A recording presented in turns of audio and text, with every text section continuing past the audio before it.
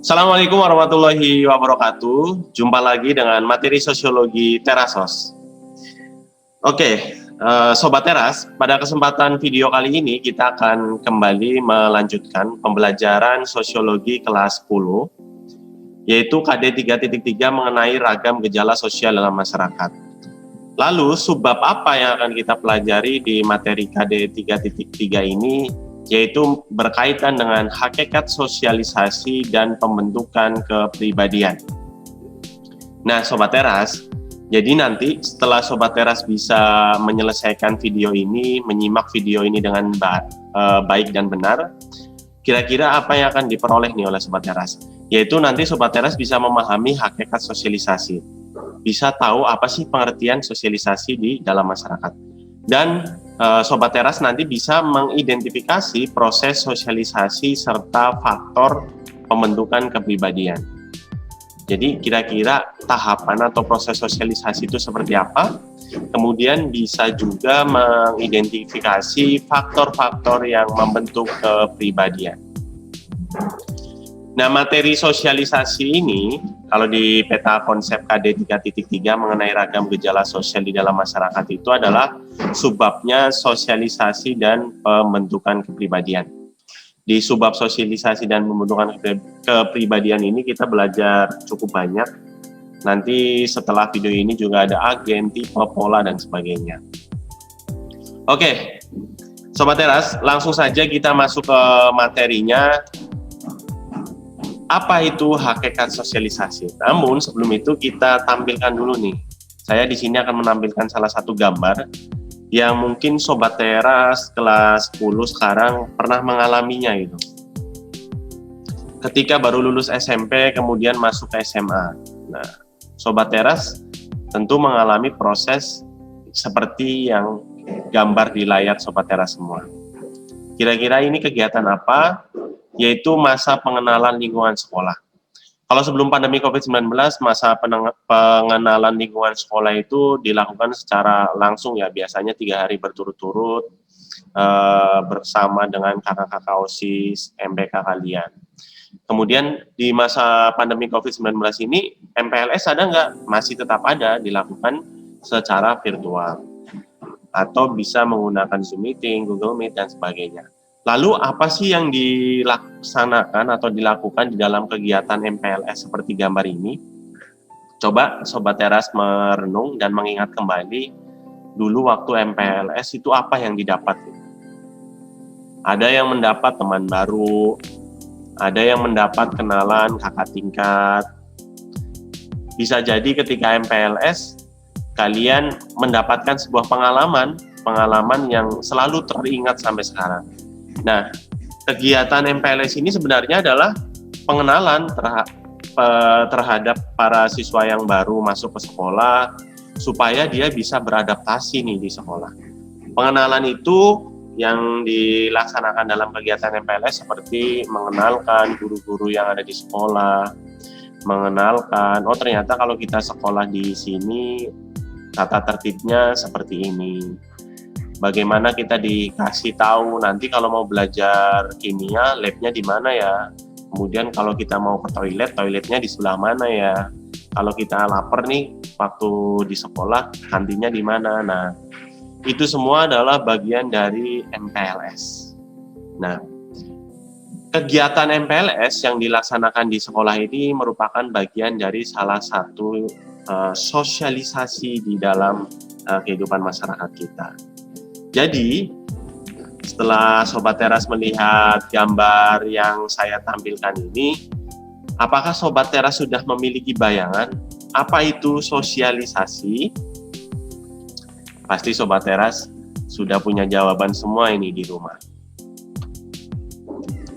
Ada beberapa ahli yang menyampaikan mengenai pengertian atau hakikat sosialisasi. Nah, menurut ahli yang pertama, ada Peter R. Berger ini menyampaikan bahwa sosialisasi adalah proses belajar seseorang anak, untuk menjadi anggota yang dapat berpartisipasi di dalam masyarakat. Jadi proses belajar seseorang anak untuk menjadi anggota yang dapat berpartisipasi dalam masyarakat.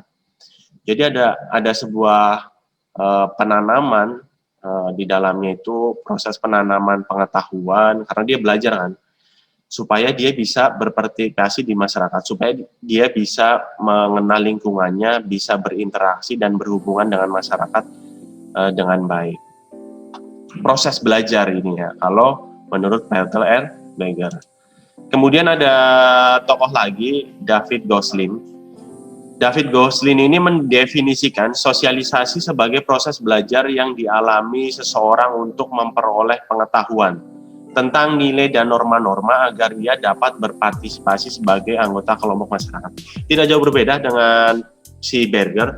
Gosling menyampaikan bahwa sosialisasi itu proses belajar. Apa yang dipelajari oleh seseorang itu yaitu pengetahuan tentang nilai dan norma yang ada di masyarakat. Kayak tadi ketika kegiatan MPLS itu merupakan bagian dari sosialisasi.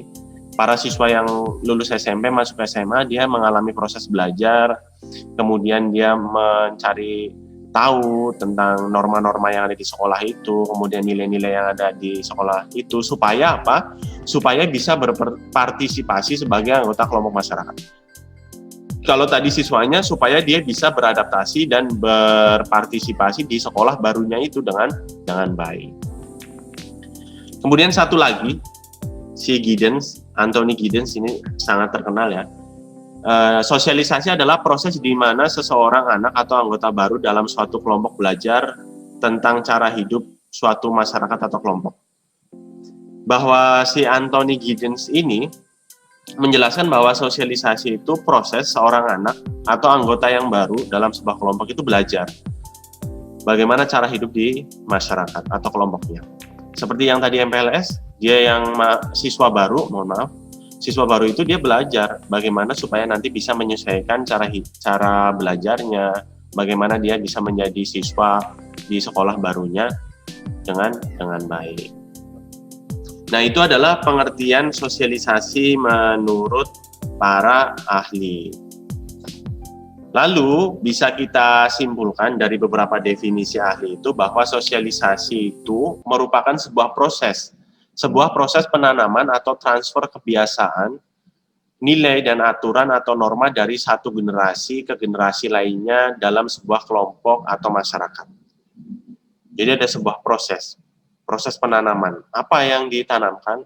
Sebuah kebiasaan. Kebiasaan itu berisi nilai, kemudian ada aturan atau norma dari generasi ke generasi di dalam masyarakat kita. Ada sebuah transfer. Nah, menurut sejumlah sosiolog, hal yang dapat dipelajari dalam proses sosialisasi adalah peran, yaitu bagaimana seseorang berperan sesuai dengan nilai, kebiasaan, dan norma yang berlaku dalam masyarakat atau kelompoknya. Sementara itu, beberapa tokoh lain mengemukakan bahwa yang dipelajari dalam proses sosialisasi adalah nilai dan norma sosial. Sebenarnya, dua argumen ini sama ya, bahwa ketika kita belajar sosialisasi, di dalamnya kita juga belajar peran, kita di dalamnya juga belajar nilai dan norma. Ketika kita start peran itu kan menjalankan sebuah status atau kedudukannya. Kemudian ketika menjalankan peran seseorang individu atau kelompok itu harus sesuai dengan nilai dan norma sosial yang ada. Artinya mau tidak mau harus ada namanya proses sosialisasi. Nah, Sobat Teras, itu adalah pengertian dari sosialisasi atau hakikat dari sosialisasi. Saya harap Sobat Teras di rumah sudah bisa memahaminya ya. Apa itu definisi, pengertian, atau hakikat sosialisasi di dalam kehidupan masyarakat. Dan Sobat Teras di rumah sudah pernah mengalaminya semua. Baik itu ketika di keluarga, ketika masuk sekolah, ketika bertemu dengan kelompok di kehidupan masyarakatnya. Kemudian, proses sosialisasi di dalam kehidupan masyarakat kita juga berkaitan dengan pembentukan kepribadian. Pernah dengar nggak ketika ada anak yang, dia perilakunya sangat baik, tutur katanya sangat sopan, kemudian pasti ditanya, itu orang tuanya siapa sih? Atau ada seorang pelajar yang berprestasi misalnya, kemudian ada orang yang bertanya, dia sekolah di mana sih? Proses sosialisasi di dalam kehidupan masyarakat kita itu juga berkaitan dengan pembentukan kepribadian seseorang. Nanti kita akan membahas faktor-faktor yang membentuk kepribadian. Namun, sebelum kita berbicara jauh berkaitan dengan pembentukan kepribadian, kita juga tahu bahwa kepribadian itu merupakan kumpulan kebiasaan, sifat, sikap, dan ide-ide dari seseorang individu yang berpola dan berkaitan secara eksternal dengan peran dan status, dan secara internal dengan motivasi dan tujuan pribadi serta dan berbagai aspek kedirian lainnya. Nah, itu pengertian individu secara umum ya, bahwa individu adalah itu adalah pengertian kepribadian secara umum, bahwa kepribadian itu merupakan sebuah kebiasaan atau sikap yang dimiliki oleh seseorang individu. Nah, bisa dilihat dari bagaimana dia menjalankan peran dan statusnya di dalam kehidupan masyarakat. Atau bisa juga kita melihat kepribadian seseorang dari internalnya, bagaimana pribadinya dia, memotivasi dirinya, kemudian berbagai aspek tentang dirinya, sifat yang ada di dalam dirinya. Nah, itulah kepribadian. Nah, kepribadian ini dipengaruhi oleh faktor sosialisasi juga. Karena sosialisasi berkaitan dengan pembentukan kepribadian. Sebelum kita melangkah ke pembentukan kepribadian, kita tahu dulu proses sosialisasi atau tahapan sosialisasi yang ada di dalam masyarakat, sehingga bisa membentuk sebuah kepribadian seseorang. Nah, yang pertama ada yang namanya preparatory stage. Ini tahapan sosialisasi yang pertama. Yang kedua ada play stage. Kemudian yang ketiga ada game stage, dan yang keempat ada generalized other. Nah, ini adalah tahapan-tahapan sosialisasi. Kita akan membahas satu persatu, Sobat Teras di rumah, mengenai tahapan-tahapan sosialisasi ini. Yang pertama, preparatory stage. Nah, di tahapan ini dialami sejak manusia dilahirkan, saat seseorang anak mempersiapkan diri untuk mengenal dunia sosialnya. Pada tahap ini juga anak mulai melakukan kegiatan meniru meskipun tidak sempurna. Ini adalah tahapan preparatory stage. Nah, ini adalah tahapan paling awal di dalam sosialisasi. Jadi bagaimana dia mengenal dunia, dia dilahirkan, kemudian bagaimana dia mengenal dunia yang ada di sekitarnya, bagaimana dia bisa mendengar dengan baik suara ayahnya, suara ibunya, bagaimana dia bisa merasakan ketika disentuh, bagaimana dia bisa kedinginan. Jadi tahapan ini itu adalah benar-benar dia mengenal dunia sosial sekitarnya, paling awal sekali. Kemudian ada play stage. Play stage ini tahapan di mana ditandai dengan semakin sempurnanya seseorang anak menirukan peran-peran yang dilakukan oleh orang dewasa, atau sering disebut sebagai tahapan meniru di sini. Pada tahap ini mulai terbentuk kesadaran tentang nama diri dan siapa nama orang tuanya, kakaknya, dan sebagainya. Kalau di preparatory stage itu dia nggak tahu, tidak bisa memahami lebih jauh siapa nama orang tua, siapa nama kakaknya, adiknya, dan sebagainya. Pada tahap play stage ini, dia sudah bisa memahami itu.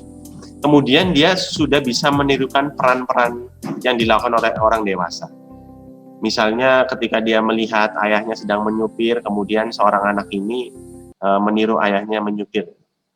Tapi sebenarnya dia tidak tahu, dia hanya meniru saja, meniru apa yang dilihatnya dari orang-orang dewasa. Itu namanya play stage. Kemudian ada game stage. Nah, di tahapan yang ketiga ini, peniruan yang dilakukan sudah mulai berkurang dan digantikan dengan peran yang secara langsung dimainkan sendiri dengan penuh kesadaran. Kemampuannya menempatkan diri pada posisi orang lain pun meningkat, sehingga memungkinkan adanya kemampuan bermain secara bersama-sama. Oke, saya di sini akan menjelaskan kepada Sobat Teras bedanya play stage dengan game stage itu apa. Ketika di play stage, dia hanya meniru apa yang dia lihat dari orang-orang dewasa yang ada di sekitar lingkungannya. Dan dia hanya meniru saja, tidak tahu bahwa posisinya dia itu sebagai apa gitu. Tetapi ketika di game stage, peniruan yang dilakukan itu sudah mulai berkurang, tetapi dia sudah mulai menjalankan peranan yang dia miliki sendirinya. Dan di tahapan ini dia sudah mulai bisa bekerja sama dengan orang-orang yang ada di sekitarnya. Saya kasih contoh, misalnya ada sekumpulan orang anak, dia bermain balon, kemudian balonnya dilempar, kemudian orang-orang pada berebut, dan sebagainya. Itu namanya play stage.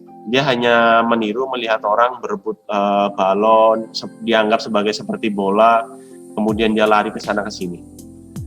Tetapi beda cerita ketika di game stage, dia sudah bisa mengetahui posisi peranannya. Ketika dia bermain, yang tadinya dia hanya bermain balon, dia akhirnya memikirkan untuk bermain bola, kemudian dia sudah tahu bagaimana permainan bola itu. Ketika dia menjadi penyerang misalnya, seorang anak-anak yang sedang kumpul itu dia bermain bola, ada yang menjadi penyerang, ada yang menjadi pemain bertahan dan sebagainya. Itu namanya game stage. Peniruannya berkurang, tetapi dia sudah menjalankan peranan secara langsung yang dimainkan oleh seorang anak ini. Makanya di sini tertulis bisa memungkinkan adanya kemampuan bermain secara bersama-sama. Kemudian yang terakhir adalah tahapan generalized other. Pada tahap ini, seseorang telah dianggap dewasa. Dia sudah dapat menempatkan dirinya pada posisi masyarakat secara luas. Dengan kata lain, dia dapat bertenggang rasa tidak hanya dengan orang-orang yang berinteraksi dengannya, tetapi juga dengan masyarakat secara luas. Tahapan yang terakhir di dalam sosialisasi ini menunjukkan bahwa seseorang itu sudah siap terjun ke kehidupan masyarakat, seseorang sudah siap menjalin hubungan baik individu dengan individu, individu dengan kelompok, kemudian dia sudah mengerti masyarakat secara luas, dan dia sudah siap sekali untuk menjadi bagian dari masyarakat ini. Maka di sini dia sudah menempatkan posisinya pada masyarakat secara luas. Dia sudah bisa siap bekerja, dia sudah siap memperoleh jabatan-jabatan tinggi, dia sudah siap membangun keluarga misalnya dan sebagainya, dan dia sudah mengetahui di dunia masyarakat yang berbeda tempat dengannya bagaimana kehidupannya dan sebagainya. Jadi adalah tahapan yang terakhir ini adalah tahapan di mana masyarakat atau seseorang individu itu sudah siap terjun langsung di masyarakat secara luas. Sobat Teras, itu adalah beberapa tahapan proses sosialisasi. Yang pertama tadi adalah preparatory stage, kemudian ada play stage, ada tahap game stage, dan yang terakhir adalah generalized other. Bisa dipahami ya Sobat Teras semua yang ada di rumah, materi mengenai tahapan dan proses sosialisasi ini. Kemudian, nah dari kita memahami hakikat sosialisasi tadi, kemudian kita memahami tahapan dari sosialisasi, kita tahu bahwa sosialisasi itu membentuk kepribadian seseorang. Karena tadi kan prosesnya, kalau yang kita lihat dari preparatory, play, game stage, dan sebagainya itu bisa menjadikan pembentukan karakter kepribadian seseorang. Lalu faktor-faktor apa saja yang membentuk kepribadian seseorang itu dari sosialisasi yang terjadi? Yang pertama adalah faktor warisan biologis. Kenapa warisan biologis bisa mempengaruhi pembentukan kepribadian? Karena faktor keturunan berpengaruh terhadap pembentukan kepribadian. Warisan biologis menyediakan bahan mentah kepribadian yang dapat dibentuk dalam berbagai cara. Misal, badan yang tegap diharapkan dapat selalu memimpin, atau IQ yang tinggi akan lebih mirip dengan IQ orang tua kandungnya. Nah, ini adalah faktor pembentukan kepribadian yang pertama karena warisan biologis. Sudah sangat jelas ya bahwa biasanya kalau orang tuanya dia cerdas, anaknya bisa jadi juga cerdas. Ada misalnya secara fisik, mohon maaf, orang tuanya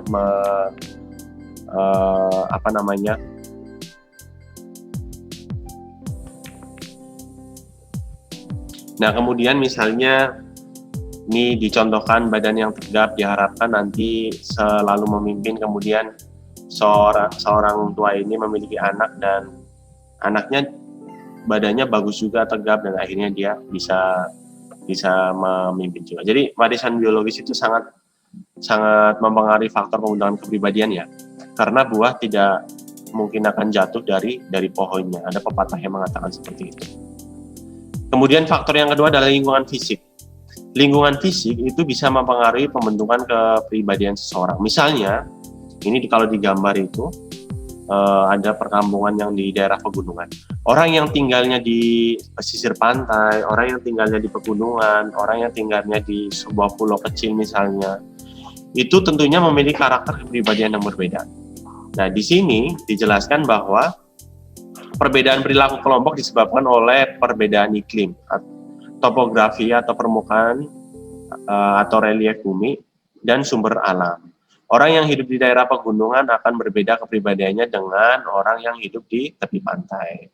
Halnya orang yang hidup di daerah panas dan miskin cenderung berbeda kepribadiannya dengan orang di daerah subur dan kaya. Nah, lingkungan fisik itu bisa mempengaruhi pembentukan kepribadian seseorang, individu, kelompok, atau masyarakat.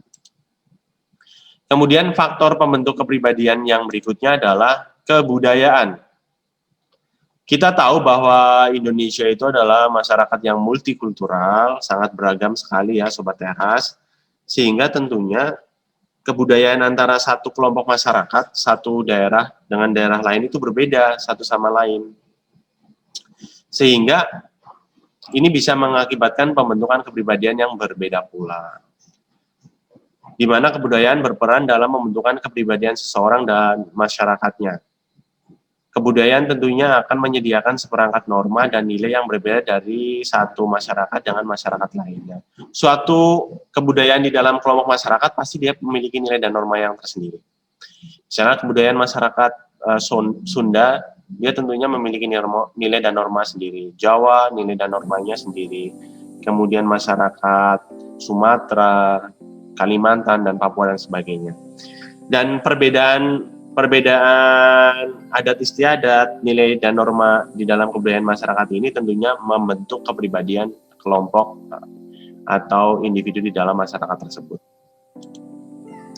Kemudian faktor-faktor yang membentuk kepribadian seseorang, individu kelompok itu adalah pengalaman kelompok itu sendiri.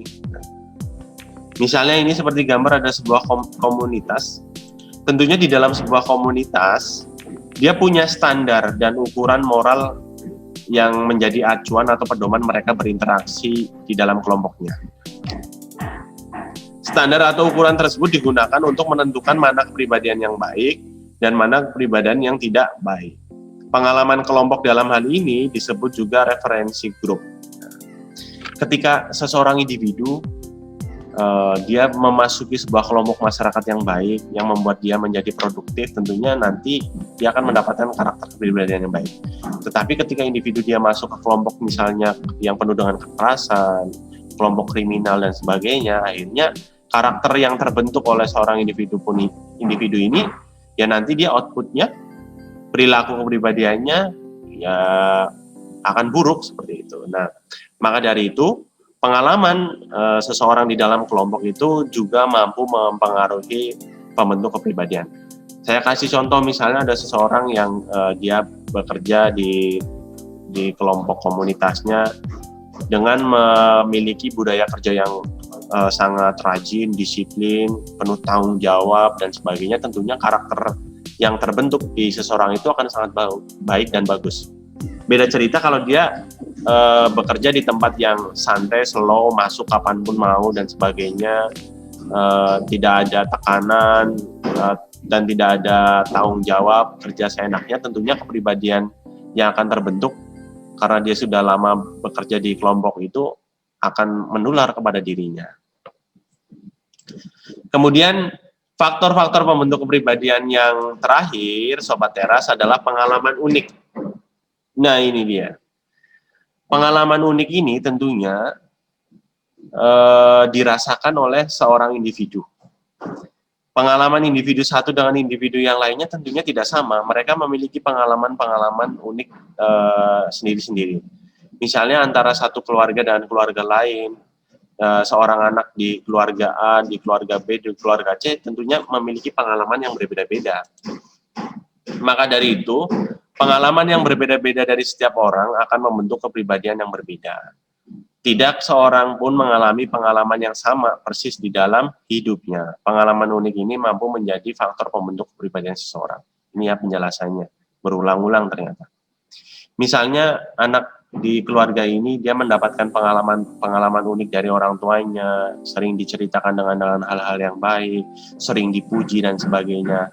Tentunya akan tertanam kepada diri seorang anak ini bahwa dia akan semakin menjadi percaya diri dengan yang diberikan motivasi terus-menerus orang tuanya. Berbeda cerita ketika ada seorang keluarga yang anaknya hanya dicuekin saja, tidak pernah diberi sanjungan, diberi motivasi, tentunya dia tidak mendapatkan pengalaman unik seperti keluarga yang ada di tampilan ini misalnya, yang tadi mendapatkan motivasi, sanjungan, support, dan sebagainya. Nah, maka dari itu, pengalaman unik itu sangat mempengaruhi juga di dalam faktor-faktor pembentuk kepribadian. Sobat Teras, jadi ada 5 faktor pembentuk kepribadian tadi. Mulai dari yang pertama, warisan biologis, yang kedua adalah lingkungan fisik, yang ketiga adalah tadi pengalaman kelompok, mohon maaf, yang ketiga itu kebudayaan, yang keempat pengalaman kelompok, yang terakhir adalah pengalaman unik.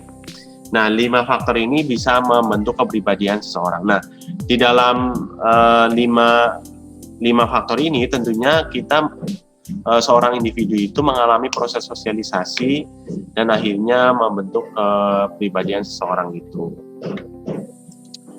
Baik Sobat Teras, itulah materi yang bisa didapat mengenai hakikat sosialisasi dan pembentukan kepribadian. Jadi, Sobat Teras belajar pengertian atau hakikat sosialisasi, kemudian yang kedua belajar mengenai proses atau tahapan sosialisasi yang ada 4, di mana ada preparatory stage, play stage, game stage, kemudian ada generalized other. Kemudian Sobat Teras juga belajar faktor-faktor pembentukan kepribadian seseorang di dalam masyarakat, ada 5 ya. Nanti Sobat Teras bisa mengulang lagi video ini. Nah, sekian dan terima kasih perjumpaan kita pada video pembelajaran kali ini. Semoga bisa bermanfaat dan sampai jumpa di materi sosiologi lainnya. Jangan lupa subscribe channel Terasos ini untuk selalu mensupport dan mendukung kegiatan pembelajaran sosiologi dan mengenai info mimbar kebudayaan sosial masyarakat Indonesia. Assalamualaikum warahmatullahi wabarakatuh.